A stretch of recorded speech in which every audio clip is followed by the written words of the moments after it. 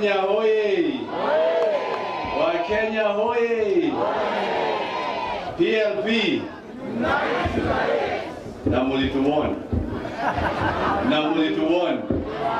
tukienda na Wilbur na mungatuona, lakini mimi sometimes nasema afadhali hivyo, sababu kama angeanguka sisi wote tungekuwa tunalia tunasema tumepoteza ndugu yake Yesu.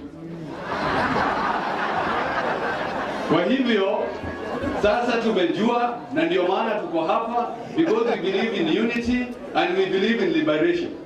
Sio ni ukweli?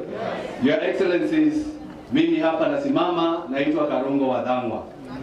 Karungo Wathang'wa, seneta wa Kiambu.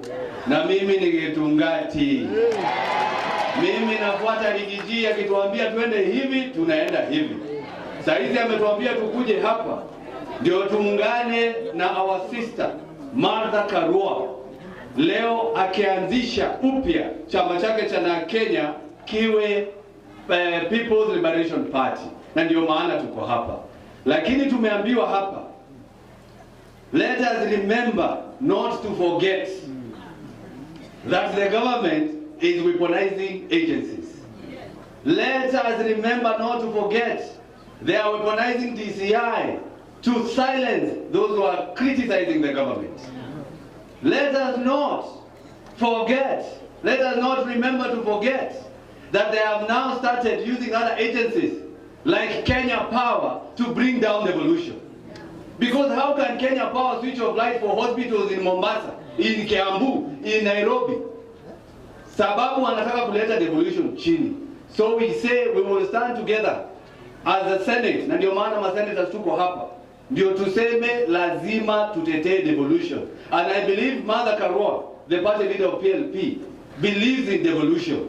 Because without devolution, and they are threatening us with isolation, devolution ndio ya maana zaidi. Ndio waki-threaten isolation, tukuwe na magavana ambao wanafanya kazi.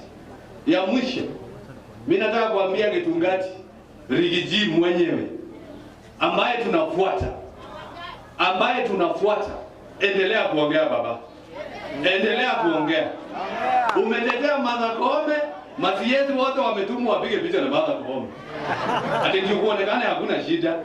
Umeongea kuhusu gold ambayo wanataka kuuza kule Sudan. Sasa wametengeneza sheria na iko mbele ya wabunge. Na mimi nataka kuomba hao wabunge, muangalie hiyo bili imeletwa kwenye bunge ya gold. Wanataka kutengeneza kampuni zao waweke huko ndani. Hiyo tuangushe mapema asubuhi.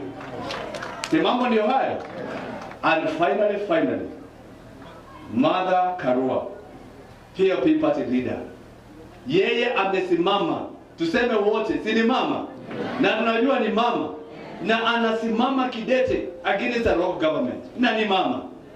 Anaongea kidete against bad governance. Na ni mama.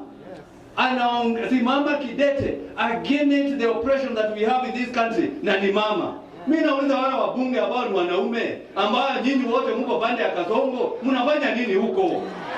Mulete na umizenu zote tupatie Martha Karua. Mulete atengeneze rinda.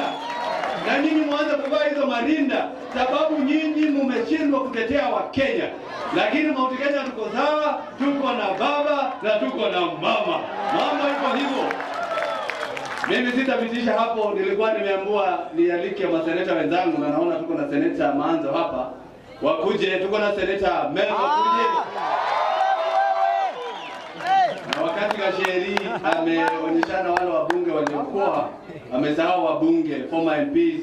Naona mbunge PK Mwiruri kutoka Gatondo. Mama tu hivyo mheshimiwa tukuone. Na naona mheshimiwa former wa Gatanga, Roho Safi, Humphrey Njuguna. Pigeni makofi. Sijui kama kuna mbunge mwingine amesahaulika former.